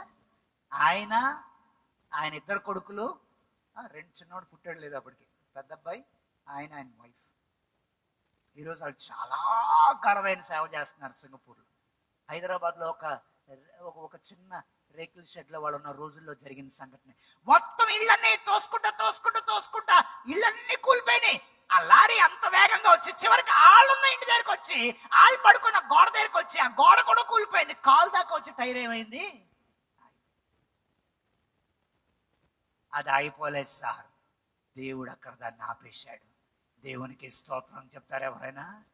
అది ఆగిపోలేదు, దేవుడు దాన్ని ఆపేశాడు. నీ పక్కన అమోరీలు ఉన్నారట, వాళ్ళ మీద పడుతున్నాయట వడగళ్ళు, కానీ నీ మీద ఒక్కటి కూడా తగలట్లేదట. ఎంత the aim of God, the sovereignty of God. ఒక్కొక్క వడగళ్ళు పడుతుంటే బైబిల్ రాసిన మాట, కమాన్ లెట్స్ రీడ్ దట్. ఆ మాట ఎంత బాగుందో. 11వ వచనం లాస్ట్ లైన్, ఇశ్రాయేలు కత్తి వాత చేత చంపిన వారి కంటే, కమాన్ చదవాలి ఇప్పుడు మీరు, ఆ వడగళ్ళ చేత చచ్చిన వారు ఎక్కువ మంది. పాత నిబంధనలో దేవుడు ఈ వడగడ్లని, ప్రభువా ఇంత సృష్టించేసావు కదా, ఈ వడగడ్లని అప్పుడప్పుడే దేవుడు చాలా చాలా జాగ్రత్తగా, దేవుడు కూడా చాలా పెద్ద తెలివైనడు. అమ్మో, చాలా పెద్ద తెలివైనడు ఏంటి, ఆయనే ప్రపంచంలో తెలివైనడు. యెషయా గ్రంథంలో ఒక మాట చదివితే గొప్ప ఆశ్చర్యంగా అనిపిస్తుంది. యెషయా గ్రంథం 30వ అధ్యాయంలో ఈ వడగళ్ళు యొక్క ఉద్దేశాన్ని దేవుడు బయలుపరిచాడు. యెషయా గ్రంథం 30వ అధ్యాయం, అందరూ బైబిల్ తెరవండి. 30వ వచనం, ఫెంటాస్టిక్ వర్స్. ఈ మాట నన్ను చాలా దీవించింది, ఆలోచింపజేసింది, ఆశ్చర్యపరిచింది. 30వ అధ్యాయం యెషయా గ్రంథం 30వ వచనం, యెహోవా తన ప్రభావము గల స్వరమును వినిపించును, ప్రచండమైన కోపముతోను దహించు జ్వాలతోను పెళపెళయను గాలి వాన వడగండ్లతోను తన బాహు వాలుట జనులకు చూపించును. గాలి వాన వడగండ్లతోను దేవుడు జనులకు చూపిస్తారట. ఆ మాట అండర్లైన్ చేసుకోండి, ఆ మాట అండర్లైన్ చేసుకోండి. రిపబ్లిక్ డేకి ఎప్పుడైనా టీవీలో మీరు ఇంగ్లీష్ న్యూస్ ఛానల్స్ లో ఇతర దేశాలు తమ ఆయుధాలను చూపించడం ఎప్పుడైనా చూసారా? ఇతర దేశాల ఆయుధాల పెరేడ్ జరుగుతుంది. పెరేడ్ తెలుసా? వాళ్ళు తమ తమ ఆయుధాలని పెద్ద పెద్ద ఆయుధాలను చూపిస్తూ ఉంటారు. రష్యా సైనికులందరూ ఇలా సెల్యూట్ చేస్తుంటే రష్యన్ ఆర్మీ అంతా వాళ్ళ ఆయుధాలని చూపిస్తాడు. మన ఫ్రెండ్ ఉన్నాడు పక్కనే, టింగ్ జాంగ్ కుమ్ యుంగ్. తెలుసా మీకు? పేరు కావాలనే తప్పు చెప్పాను. తెలుసు మీకు? ఆయన తెలుసా? ఓకే. ఎప్పుడు బాబా సూట్లాగేసి లావుగా ఉండి చక్కగా తెల్ల చర్మం అంటూ ఉంటాడు. ఆయన మాట్లాడితే చాలు పెద్ద పెద్ద బాంబులు చూపిస్తూ ఉంటాడు. మా దేశంలో ఇవి ఉన్నాయని పెద్ద పెద్దవి. దేవుడు తయారు చేసిన మనిషి అన్ని బాంబులు తయారు చేసేస్తే, దేవుడు తయారు చేసిన మనిషే అంత పెద్ద పెద్ద తోటాలు, అంత పెద్ద పెద్ద బాంబులు, అంత పెద్ద ఆర్సనల్స్ అన్ని తయారు చేస్తుంటే మరి దేవుని ఆయుధాలు ఇంకెంత గొప్పకుంటాయి?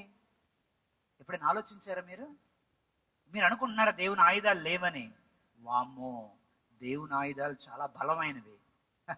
దాన్ని ఎవడో తయారు చేయక్కర్లే, అవి ఆల్రెడీ ఉన్నాయి. అవి కంటికి కనబట్లే. ఒకసారి అందరం యోబు గ్రంథం చూద్దాం. నాకు పాత నిబంధనలో బాగా ఇష్టమైన పుస్తకం యోబు గ్రంథం. I love this book. కాదు, I'm following in love with this book. ఈ మధ్య యోబు గ్రంథంలో ప్రతి వచనాన్ని చదువుతున్నప్పుడు ఆ మాటలు ఎంత మధురంగా ఉంటున్నాయో నేను మీకు మాటల్లో చెప్పలేను. ఆ మాటలు ఎంత ఘనంగా ఉన్నాయో నేను చెప్పలేను. యోబు గ్రంథం 38వ అధ్యాయం. యోబు గ్రంథం 38వ అధ్యాయం. Everyone open your Bibles. యోబు గ్రంథం 38వ అధ్యాయం. కీర్తనల ముందు యోబు 38వ అధ్యాయం 23వ వచనం నేను చదువుతున్నాను, గమనించండి. 23వ వచనం. సంఘంలో అందరూ బైబిల్ చూడాలి. యోబు గ్రంథం 38వ అధ్యాయం 23వ వచనం. Let's read. ఆపత్కాలము కొరకును, యుద్ధము కొరకును, యుద్ధ దినము కొరకును నేను దాచి ఉంచిన వడగండ్ల నిధులను. వామ్మో వామ్మో, వడగండ్ల ఫ్యాక్టరీ. అర్థం కాటే, తోటాల ఫ్యాక్టరీ కాదు బాబు, తుపాకీల ఫ్యాక్టరీ కాదు, వడగండ్ల ఫ్యాక్టరీ. దేవుడు ఏం చేశాడట? అబ్బే మీరు కరెక్ట్ చెప్పట్లే. దేవుడు ఏం చేశాడట? దాచి ఉంచాడు. మానవుడు విర్రవీగిపోతున్నాడు. నే నెంబర్ 1 అని నార్త్ కొరియా వాడు ఒకసారి, నేను నెంబర్ 1 అని అమెరికా వాడు ఒకసారి, నేనేం తక్కువ తిన్నానా, అరే పెరడ్ పెట్టండి రా మనం నెంబర్ 1 అని రష్యా వాడు ఒకసారి అన్ని చేస్తుంటే పైనుంచి దేవుడు, ఒరే గాబ్రియేలు చూడరాడు ఎలా రెచ్చిపోతున్నాడు, అమ్మమ్మమ్మమ్మ ఒరే తోటలు తీసాడు రా, ఒరే మికాయేలు అబ్బో వీడు ఇంకా పెద్ద తోటలు తీసాడు రా. దేవుడు నవ్వుకుంటూ ఉంటాడు. భూరాజులు చేసే భూరాజులు తమను చూపించుకోవడానికి చేసే ఆ పనును చూసి దేవుడు నేను బైబిల్లో ఉన్న మాట చెప్తున్నా. 2వ కీర్తనలో మాట ఉంటది, భూరాజులు చేసే ఆ తిరుగుబాటును చూసి దేవుడు అపహాస్యం చేస్తాడట. ఎందుకంటే భూరాజుల దగ్గర ఉన్న ఆయుధాల కంటే దేవుడు దాచిన ఆయుధాలు చాలా గొప్పవే. దేవునికి స్తోత్రం కలుగునుగాక.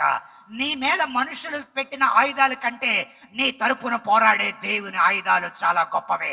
నీ మీద మనుషులు ఎక్కుపెట్టిన తుపాకీల కంటే దేవుడు నీ పక్షంగా పోరాడినప్పుడు శత్రువు కూడా మతిపోయే ఆయుధాలు దేవుడు నీ పక్షంగా వాడతాడు. కెన్ ఐ హియర్ వన్ హల్లెలూయా? నీ పక్షంగా మనుషులు తమ నోటి మాటలనే తోటాలని వాడచ్చు, కానీ దేవుడు నీ పక్షంగా వాడే ఆయుధాలని శత్రువు తట్టుకోలేడు.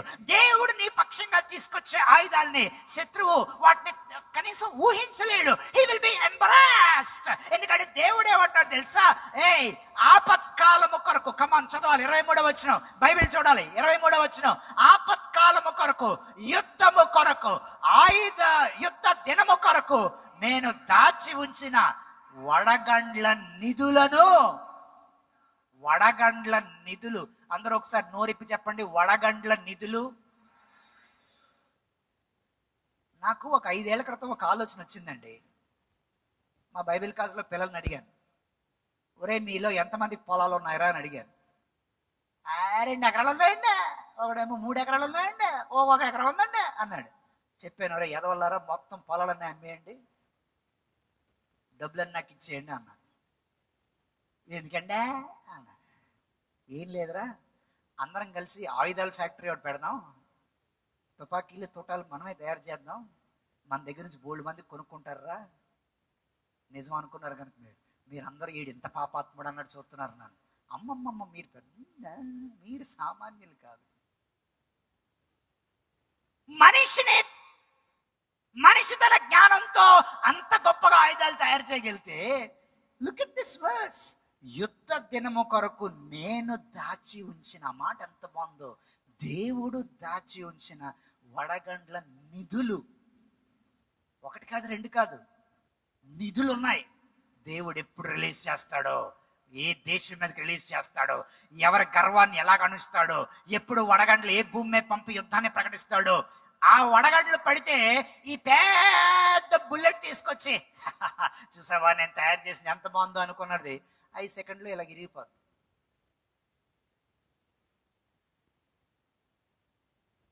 నా వెనక్కి మాటలు చెప్తారు ఎవరైనా? నా శత్రువు ఆయుధాల కంటే నా పక్షంగా నా దేవుడు సిద్ధపరిచిన ఆయుధాలు గొప్పవే. ఆమేన్. విషయం ఏంటో తెలుసా? అవి నీ కంటికి కనబడవు. ఎంతమంది ఒప్పుకుంటారు? నీ కంటికి కనబడవు. యెహోషువ కనబడలే. యెహోషువ ఏమనుకున్నాడు?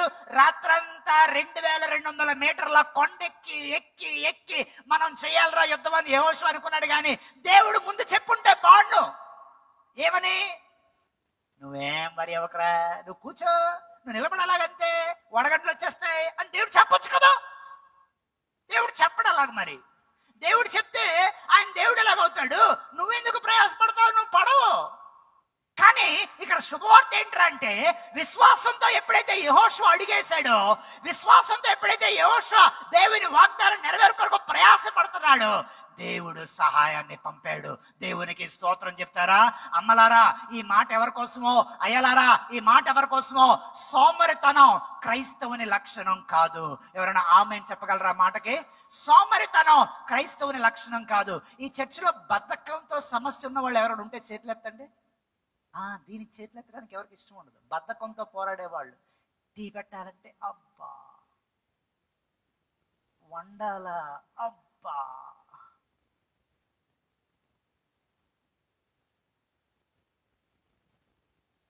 వంటగది ఓ పెద్ద పద్మవ్యూహం.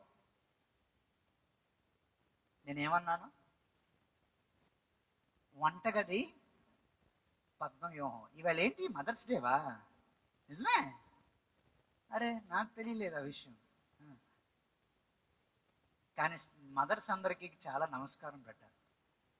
ఎండాకాలం 42 డిగ్రీల్లో వీళ్ళు పొయ్యి దగ్గర వంట వండుతున్నారంటే చాలా కష్టం, చాలా కష్టం. నేను ఎందుకు చెప్తున్నానంటే, బద్ధకంతో సమస్య ఉన్న వాళ్ళు, నీ దేవుడు నిన్ను సుఖంలో ఉంచి ఇప్పుడు దీవించడు. నీ దేవుడు నిన్ను అరగదీసి అప్పుడు తన సహాయాన్ని పంపుతాడు. దేవునికి ఎవరైనా స్తోత్రం చెప్పేవాళ్ళు ఉన్నారా? నీ దేవుడు నిన్ను చాకలోడు బట్టలు పిండినట్టు పిండి అప్పుడు తన సహాయాన్ని పంపుతాడు. నువ్వు ముందే చెప్పొచ్చు కదా ప్రభు, ఈ ప్లాన్ వేసావని నాకు ముందు చెప్పుంటే బాగుండు. నేను చెప్పను యెహోషువ, ముందెందుకు చెప్పాలి? నువ్వు విశ్వాసంతో అడిగాయి, అప్పుడు God's aid will come to support you. Can I hear one amen? You take the step of faith, then God's help will come on the way. నువ్వు విశ్వాసంతో అడిగాయి, నువ్వు ఏసే కొద్దీ చిక్కుముడులు నేను విప్పుతా, విప్పే వాళ్ళని పంపిస్తా. నువ్వు విశ్వాసంతో అడిగాయి, సహాయం నేను పంపిస్తా అని అన్నాడే గాని దేవుడేమన్నాడు? నువ్వు భయపడకు, ఎవడు నీ ముందు నిలవలేడు, వాళ్ళందరినీ చేతికి అప్పగిస్తానని అన్నాడే గాని నేను వడగళ్ళు కురిపిస్తానని దేవుడు ముందు అనలేదే. No, but that was God's idea. ఈ రోజు ఈ మాట ఎవరి కోసమో? నువ్వు ఎంత కష్టంలో ఉన్నా నువ్వు ముందుకే వెళ్ళు. ఎందుకంటే నువ్వు ముందుకే వెళ్తుంటే దేవుడు నీ కొరకు నిర్ణయించిన సహాయాన్ని పంపుతాడు. ఎవరైనా ఆమేన్ చెప్పగలరా మాటకి? అప్పుడు నువ్వు ఆశ్చర్యపోతారు. సార్ నేను అనుకోలేదండి దేవుడు ఇలా సహాయం చేస్తాడని. నేను స్టార్ట్ చేసినప్పుడు ఒంటరిగా స్టార్ట్ చేశానండి, కానీ వెళ్తున్నప్పుడు దేవుడు సహాయాన్ని పంపడం మొదలు పెట్టాడండి. నేను మొదలు పెట్టినప్పుడు నేను ఒక్కడనేనండి, కానీ వెళ్తున్న కొలది దేవుడు నాకు జీవితంలో మనుషులు పంపడం మొదలు పెట్టాడండి. సార్ మేము ఇక్కడికి ఒక్కరమే వచ్చామండి, కానీ మేము వెళ్తున్నప్పుడు దేవుడు చాలా కార్యాలు చేశాడండి. నువ్వు దేవుడి మాటను నమ్మి ఒక్కదానివైనా ఒక్క వ్యక్తివైనా ముందుకే వెళ్తే దేవుడు విప్పినంత గొప్పగా చిక్కుముళ్ళు ఎవరో విప్పలేరు. దేవుడు పంపినంత గొప్పగా సహాయం ఎవరు వడగళ్ళు పక్క పడుతుంటే ఆ వడగళ్ళు కూడా ఎవరి మీద పట్టలే? కమాన్ మాట్లాడాలి. ఎవరి మీద పట్టలే? ఎవరి మీద పట్టలే? నోరిపి చెప్పాలా? Very good. ఇశ్రాయేలు మీద పట్టలే, శత్రు మీద పడుతుంది. వావ్ దేవా, ఇంత గొప్ప సహాయాన్ని భలే పంపేవయ్యా. కొత్త నిబంధనలో ఒక ఎగ్జాంపుల్ చెప్పి నేను ముగిస్తాను. కొత్త నిబంధనలో వాళ్ళు కబురు పెట్టారు, start immediately, your friend is dyeing, please start అని మార్తా మరియలు టెలిగ్రామ్ పంపారు యేసుప్రభుకి. టెలిగ్రామ్ యేసుప్రభు చూసుకొని, అరే ప్యాకప్, మీటింగ్ అంతా క్యాన్సిల్ అని అనలే. ఆయన ఇంకా మీటింగ్ లో ఉండిపోయి ప్రజలందరినీ స్వస్థపరిచి అందరికీ భోజనాలు పెట్టి పరలోక రాజ్యం ఇలాంటిది అలాంటిది అన్ని బోధలు చేసి 4 రోజులు అక్కడే ఉండిపోయాడు. ఈ 4 రోజుల్లో వీళ్ళందరూ ఇక్కడ స్త్రీల సమాజం ఏడడం చాలా వెరైటీగా ఉంటుంది. రుమాళ్ళు తడిసిపోతా ఉంటాయి, చీర చెంగులు తడిసిపోతా ఉంటాయి. స్త్రీల సమాజం ఏడ్చి ఏడ్చి ఏడ్చి ఏటమ్మే రాలేదా మీ యేసుబాబు, ఎంత అడావిడి చేసేసాను, యేసుబాబు వచ్చాడని రాలేదేంటి మీ కష్టంలో. ఈ ప్రశ్నలు గిషన్లు అన్నీ అయిపోయాయి. 4వ రోజు ఆయన వచ్చాడు. నాకెంత నమ్మొస్తూ ఆ ప్యాసేజ్ అయినప్పుడు. 4వ రోజు ఆయన రాగానే వెంటనే మార్తా మరియలు పరిగెట్టుకోవాలి, ప్రభువా నువ్వు ఇక్కడ ఉండుంటే నా తమ్ముడు మాట్లాడండి చచ్చిపోకుండా ఉన్నా. యేసు ప్రభు వారు, అమ్మా పునరుద్ధానం జీవం నేనే నేర్పించదానా, నా యందు విశ్వాసం ఉంచిన వాడు చనిపోయినా బతుకుతాడే, బతికి విశ్వాసం ఉంచిన వాడు ఎన్నటికీ చనిపోడే, నువ్వు ఆ క్రైమ్ సెషన్ ఆపే బాబు ముందు అని చెప్పాడు. ఇలాగే చెప్తావు నువ్వు అన్నీ, పునరుద్ధానం అవుతారు నాకు తెలిసేటి, అప్పుడు ఎప్పుడు అవుతారు, ఇటు చచ్చిపెట్టు. ఎక్కడ దాచిపెట్టారు, తీసుకెళ్ళి ఎక్కడ సంబంధం చేశారు చూపించండి. ఇక నువ్వేదో కొత్త వెరైటీ చేసావు కనుక 4 రోజులు అయిపోయింది, లోపల అప్పుడే కుళ్ళిపోయి ఉంటాడు. ఇగో నువ్వు కొత్త వెరైటీలు ఏం చేయి మాకు. ఇగో మరియా మార్తా సైలెంట్గా ఉండు. రాయి తొలగించమన్నాడు. లాజరు చెప్పండి. రాయలసీమలో పాస్టర్ గారు ఇలాగే ప్రసంగం చేస్తా, నా బాగా గుర్తు, చాలా ఏళ్ల క్రితం. వదిలేండి, తర్వాత అడగండి చెప్తాను, వేదిక మంచిగా. Jesus knew that he is going to raise Lazarus. How many of you believe? యేసయ్యకు తెలుసు లాజర్ని ఏం చేస్తానని, లేపుతాడని యేసయ్యకు తెలుసు. యేసయ్య లేపుతాడని ఎవరికి తెలీదు. వాళ్ళు 4 రోజులు ఏడ్చారు, రుమాళ్ళు తడిసిపోయాయి, అందరూ ప్రశ్నించారు, నీ విశ్వాసం, నీ దేవుడేడి, నీ దేవుడు ఎక్కడ ఉన్నాడు, నీ దేవుడు అంత గొప్పవాడు అన్నావు, ఏది నీ దేవుడు వచ్చేటేటి, ఇంత కష్టంలో సాయం చేసేటట్టు అందరూ చాలా ప్రశ్నలు వేశారు. ఇవన్నీ అయిపోయి ఇప్పుడు వాళ్ళు అనుకోవచ్చు, ఏ ప్రభువా నువ్వు వచ్చి ఇలా లేపుతావంటే మేము ఆ రోజు ఏడకుండానే ఉందాం కదా, నువ్వు ముందే చెప్పొచ్చు కదా. చెప్పడు దేవుడు ఎప్పుడు. ఏ ప్రభువా నువ్వు వడగడ్డలు పంపిస్తారని నీ ప్లాన్ ముందే చెప్పొచ్చు కదా. చెప్పను, నేను చెప్పిన దానికి నువ్వు ఇదే చూపించిన ముందుకెళ్తే నువ్వు ఆశ్చర్యపడే సహాయాన్ని నేను ఆశ్చర్యకరంగా నీ కోసం నేను పంపుతాను. దేవునికి స్తోత్రం చెప్పండి. హల్లెలూయా. యెహోషువ వేసిన ఆ ఒక్క ప్రయత్నం అడుగుతో దేవుడు ఎవరిని పంపించాడు సహాయంగా. నేను ముగించేస్తున్నాను, అయిపోయింది నా message. I was so blessed. ఈ మెసేజ్ సిద్ధపడుతున్నప్పుడు నాకు ఎంత దీవెన అనిపించిందో. ఎందుకంటే ప్రతి కొత్త రోజు దేవుడు మనకు సహాయం పంపడానికి ఒక మంచి రోజు. ఎవరైనా ఆమెన్ చెప్తారా? ఈవేళ తెల్లారు లేచాం, ఈరోజు దేవుడు ఏ సహాయం పంపబోతున్నాడో నమ్మిన వాళ్ళు ఆమెన్ చెప్తారా? ఈరోజు దేవుడు ఏ ద్వారం తెరవబోతున్నాడో నేను ప్రార్థన చేసినప్పుడు అలాగే చేసుకుంటా. ప్రభువా ఈ రోజు నువ్వు తెరవబోయే ద్వారాల కొరకు నీకు వందనాలు. ప్రభువా ఈ రోజు నువ్వు పంపబోయే దీవెనల కొరకు వందనాలు. ప్రభువా ఈ రోజు నువ్వు చేయబోయే మేళ్లు కొరకు వందనాలు. ప్రభువా ఈ రోజు నువ్వు ఇవ్వబోయే ప్రార్థన జవాబుల కొరకు వందనాలు. ప్రభువా ఈ రోజు నువ్వు పంపబోయే దూతని బట్టి వందనాలు. ఎవరి ద్వారా ఏ సహాయాన్ని నా గడపకి, గుమ్మానికి, గుండెకి పంపుతావో నాకు తెలియదు. But lord I believe that ఈ రోజు ఈ కొత్త దినాన్ని నువ్వు చేయబోయే సహాయం కొరకు వందనాలని నేను ఎన్నిసార్లు చెప్పుకుంటానో నాకు దేవుడికి మాత్రమే తెలుసు. దేవుడు చేసిన గొప్ప కార్యానికి సూపర్ డూపర్ సర్ప్రైజ్ లో ఉన్న యెహోషువ మరి ఏమనుకున్నాడో ఏంటో గాని తపక్కమను ప్రార్థన చేశాడు. ఆ ప్రార్థన 12వ వచనంలో ఉంది. చాలా మంది ప్రార్థన అంటారు, కానీ చాలా మంది పాత నిబంధన పండితులు పాట అంటారు. It's a song, some say it's a prayer. ఏమన్నాడు 12వ వచనం? ఎవరైనా చదువుతారా? ఇశ్రాయేలీలు వినుచుండగా యెహోషువ యెహోవాకు ప్రార్థన చేశాను. అక్కడ ప్రార్థన అని రాశారు, కానీ చాలా మంది పాత నిబంధన పండితులు, జూయిష్ పండితులు పాట అంటారు. అది ఎనీవే. సూర్యుడా నీవు గిబియోనులో నిలువుము, నువ్వు అయ్యా లోయలో నిలువము. జనులు తమ శత్రువుల మీద పగ తీర్చుకున్న వరకు సూర్యుడు నిలిచెను, చంద్రుడు ఆగాను. వావ్! మీరు తెల్లారు లేసానండి ఈ ఎండాకాలంలో? అసలే విజయనగరం 42 డిగ్రీలు ఉంటుందట. నిజమా కాదా? నిజమేనా? మొన్న ఎప్పుడో 40 దాకా వెళ్ళిపోయింది అన్నాడు. ఆ 40 డిగ్రీస్ ఎండలో మీరు మేడ మీదకి వెళ్ళి సూర్యుడా నువ్వు అలాగే నిలువు అనండి.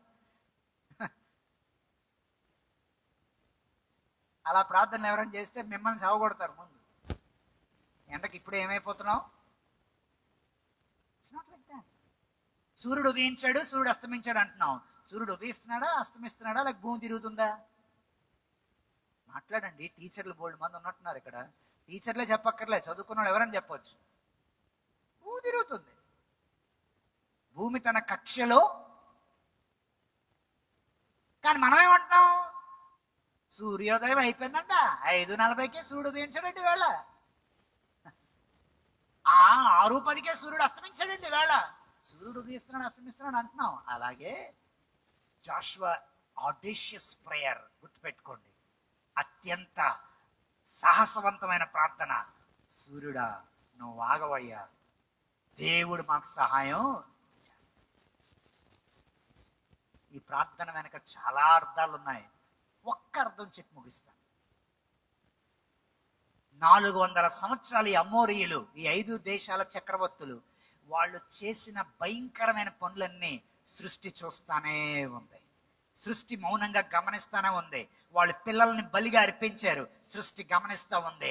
వాళ్ళు స్త్రీలను చంపుతూ ఉన్నారు, సృష్టి గమనిస్తూ ఉంది. వాళ్ళు ఎన్నో నరహత్యలు చేశారు, సృష్టి గమనిస్తూ ఉంది. వాళ్ళు యెహోవా దేవుని సృష్టికర్తను విడిచి కన్న పిశాచి గలవారిని, సోదెగాండ్రు గలవారిని సంప్రదించారు, సృష్టి గమనిస్తూనే ఉంది. ఇప్పుడు ఆ సృష్టి ఎవరి మాటకు ఎవరు శాసిస్తే పనిచేస్తుంది? మాట్లాడాలి. దేవుడు శాసిస్తే పనిచేస్తుంది. ఇప్పుడు వాళ్ళకే అర్థమైందంటే, ఒరే మనం ఎంతకాలం బయలుదేవుడిని ఆరాధించాం. బయలుదేవుడు వర్షానికి దేవుడు, బయలుదేవుడు వడగళ్ళకు దేవుడు, ఆ బయలుదేవుడు అన్ని చేస్తాడు అనుకున్నాం. కాదు కాదు రే, ఇప్పుడు ఆ బయలుదేవుడే మన మీద పగబట్టినట్టున్నాడు రా. What they worshipped became their enemy. వారు దేన్ని దేవుడు కాని దాన్ని ఆరాధించారో అదే వాళ్ళ పాలిట ఏమైంది? శత్రువు. ఏ సృష్టిని వారు ఆరాధించారో దేవుణ్ణి కాదని, ఆ సృష్టి ఇప్పుడు ఏమైంది? శత్రువు అయింది. Because the creation is listening to the master. సృష్టి ఎవరి మాట వింటుంది? సృష్టి కర్త మాట వింటుంది. వడగండ్లు వస్తున్నాయి, సూర్యుడు ఆగాడు, చంద్రుడు ఆగాడు. ఆ విశ్వాసంతో యెహోషువ చేసిన ప్రార్థనకి దేవుడు ఆమేన్ అని అన్నాడు. దేవుడు పంపిన సహాయం ఇశ్రాయేల్ని గెలిపించింది. అందుకే బైబిల్లో యెహోషువ గ్రంథంలో ఫస్ట్ టైం వాడిన ఒక మాట ఏంటో తెలుసా? ఫస్ట్ టైం వాడిన మాట 14వ వచనంలో ఉంది. ఇశ్రాయేలీయుల పక్షముగా యెహోవా యుద్ధము. 14వ వచనంలో ఉంది. నాకు ఆ మాట చాలా ఇష్టం. 14వ వచనం లాస్ట్ లైన్, యెహోవా ఇశ్రాయేల్ పక్షముగా యుద్ధము చేశాను. The Lord fought. చక్కటి మాట. The Lord fought for the sake of Israelites. ఆ రోజే కాదు, ఈరోజు నమ్మిన ప్రతి విశ్వాసి పక్షంగా మన దేవుడు యుద్ధం చేసేవాడై ఉన్నాడు. ఆమేన్ చెప్తారా? నమ్మిన ప్రతి వారి పక్షంగా దేవుడు యుద్ధం ఈరోజు చేస్తాడు. నీ మీద విషపు చూపులు నిలుపుని వారి పక్షం, నీ మీద విషపు మాటలు మాట్లాడేవారు ఎంతో మంది ఉండుండొచ్చు. నీ పక్షంగా దేవుడు ఆ రోజు ఈ రోజు యుద్ధము చేయవాడై ఉన్నాడు. ఒక మాట బాగా గుర్తుపెట్టుకోండి. కంటికి కనిపించే ఈ సృష్టి చుట్టూ కంటికి కనిపించని దేవుని సృష్టి చాలా ఉంది. కంటికి కనిపించే ఈ సృష్టి చుట్టూ నీ కంటికి కనిపించింది చాలా ఉంది. అది దేవుని నిధుల్లో స్టోర్ అయి ఉంది. అది నీకు తెలియదు. ఆ నేత్రాలు నీకు లేవు చూడడానికి. మన భౌతిక నేత్రాలతో భౌతికంగా చూడడానికి మనం అలవాటు పడ్డాం. కంటికి కనిపించే ఈ సృష్టి చుట్టూ కంటికి కనిపించని చాలా ఉన్నాయి. అది దేవుని సృష్టి. అది దేవుడు ఎప్పుడు ఆ సహాయాన్ని నీ కొరకు తెరవాలో ఆయనకు మాత్రమే తెలుసు. ఎవరికి తెలుస్తాడో తెలుసా సహాయం? దుప్పటి కప్పుకొని కష్టం వచ్చింది, బాధ వచ్చింది, నాకు ఈ శ్రమ వచ్చిందని దుప్పటి కప్పుకొని పడుకునే వాళ్ళకి కాదు దేవుడు చేసేది సహాయం. దేవుని నామంలో లేచి నిలబడి, ఆయన బట్టి ధైర్యపడి, ఆయన ఇచ్చిన వాగ్దానాన్ని బట్టి ధైర్యపడి ముందుకడుగు వేసేవాడికి ఆయన తన సహాయాన్ని పంపుతాడు. దేవునికి స్తోత్రం కలుగునుగాక. కంటికి కనిపించే ఈ సృష్టి చుట్టూ కంటికి కనిపించని దేవుని శక్తి చాలా ఉంది. అది దేవుడు అవసరమైనప్పుడు తన ఆయుధాల నిధుల్లో నుండి బయటికి పంపిస్తాడు. దేవుని నామానికి మహిమ కలుగునుగాక.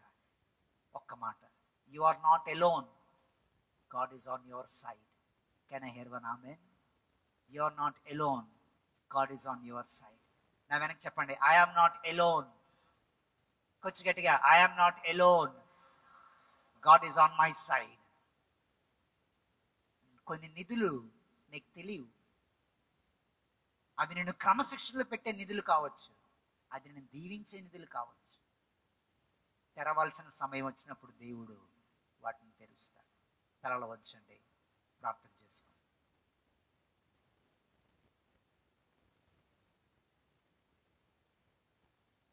అనంత జ్ఞానమైన తండ్రి, మాలో చాలా మంది చిన్న చిన్న విషయాలకి చతికిలబడి నీరసించిపోయే మనుషులు. నిన్ను, నీ మాటల్ని, నీ వాగ్దానాలను నమ్మి ఎంత ప్రయాసైనా ఓర్చుకొని యెహోషువ చూపిన విశ్వాసం, అంత విశ్వాసం మాకు లేదు ప్రభువా. మాకున్న అల్ప విశ్వాసాన్నే నువ్వు దీవించి ఇప్పటి వరకు నడిపించావు. మాకు అనుమతించిన ప్రతి ప్రయాసను మేము ఓపికతో, సహనంతో ఎదుర్కోవడానికి, ముందుకు వెళ్ళడానికి సహాయం చేయండి. మా పక్షంగా నువ్వు సిద్ధపరిచిన ఆయుధాల కొరకు నీకు వందనాలు. మా పక్షంగా నువ్వు చేస్తున్న కంటికి కనిపించని యుద్ధం కొరకు నీకు వందనాలు. మేం ప్రార్థనలోకి వెళ్ళిన ప్రతిసారి మా పక్షంగా కంటికి కనిపించని ప్రపంచంలో నువ్వు పోరాడుతున్నందుకు వందనాలు. ఆకాశ మండలం ముందున్న దురాత్మ సమూహంతోనూ మా ఎదుగుదలని అడ్డుకునే అపవాది యొక్క ఉచ్చులతోనూ మేము ప్రార్థిస్తున్న ప్రతిసారి నువ్వు మా పక్షంగా పోరాడుతున్నందుకు నీకు వందనాలు. మేము కంటికి కనిపించే మనుషులతో యుద్ధం చేయగలమే గాని కంటికి కనిపించని ప్రపంచంతో మేము చేయలేము. కానీ నువ్వు కంటికి కనిపించని ప్రపంచంలో మా పక్షంగా నువ్వు వ్యాజ్యం ఆడుతున్నందుకు నీకు వందనాలు. యేసు నామములో మనస్ఫూర్తిగా తలల వంచి కళ్ళు మూసుకొని ప్రార్థనలు ఏకీపించిన ప్రతి తల్లి, ప్రతి స్త్రీ, ప్రతి యవనస్తుల జీవితాల మీద మనుషుల విషపు చూపులు క్యాన్సిల్ చేయబడును గాక. అపవాది విషపు చూపులు క్యాన్సిల్ చేయబడును గాక. ఎదుగుతున్న బిడ్డల మీద సమాజపు విషపు చూపులు, దుష్టుని విషపు చూపులు, మాటలు క్యాన్సిల్ చేయబడును గాక. కంటికి కనిపించని ఈ సృష్టిలో మా పక్షంగా నువ్వు మాకు నిలవబడి సహాయం పంపడానికి ఇష్టపడుతున్నందుకు నీకు వందనాలు. నీ ప్రజలు ఎలాంటి పరిస్థితుల మధ్య ఉన్నా నీ మీద నమ్మకం ఉంచి ముందడుగు వేసిన ప్రతిసారి ఆశ్చర్యకరమైన సహాయాన్ని వారి గడపకు పంపమని ప్రార్థిస్తున్నాను. ఆశ్చర్యకరమైన సహాయాన్ని వారి ఇంటికి పంపమని ప్రార్థిస్తున్నాను. దేవా, నీలాగా మేము ఆలోచించలేం, నీలాగా మేము తలంచలేం, నీలాగా మేము ఊహించలేం. నువ్వు మానవ ఊహకు అంతు చిక్కరంత గొప్ప దేవుడిగా ఉన్నందుకు నీకు వందనాలు. అల్పులమైన మమ్మల్ని అంగీకరించండి. ఈరోజు దేవా స్తోత్రం అని రేపు నీ మీద అలిగే మనస్తత్వం ఉన్న మనసులో ప్రభువా మమ్మల్ని మన్నించండి. ఈరోజు భక్తిగా ఉండి రేపు నోటితో ఇష్టం వచ్చినట్టు మాట్లాడే నీచులు మమ్మల్ని మన్నించండి. నీ దయ, నీ జాలి, నీ కనికరం, నీ వాత్సల్యత, నీ మంచితనం మాకు ఆస్తిగా ఉంచమని ప్రార్థిస్తూ ఈ వర్తమానం విన్న బిడ్డల్ని ధైర్యంతో నింపండి. వారి కొరకు ఏ సహాయాన్ని ఎప్పుడు పంపాలో నువ్వు ఒక రోజు నిర్ణయించినందుకు వందనాలు. ఆ రోజు వరకు ఓపికతో కనిపెట్టడానికి శక్తిని, బలమును దయచేయమని ఈ మనవులన్నీ విన్నందుకు నీకు వందనాలు చెల్లిస్తూ యేసయ్య దివ్యమైన, ఘనమైన, బలమైన, ఉన్నతమైన నామములో ఈ మనవులు సమర్పిస్తున్నాము తండ్రి. ఆమేన్. ఆంధ్ర క్రైస్తవ కీర్తనల పుస్తకం నుండి 242వ పాట, దైవాత్మ పరిశుద్ధుల పాట పాడిన తరువాత ఆశీర్వాదములతో దేవుడు మనకి ఇచ్చిన గురములకు సమాధానముకి వెళ్దాం.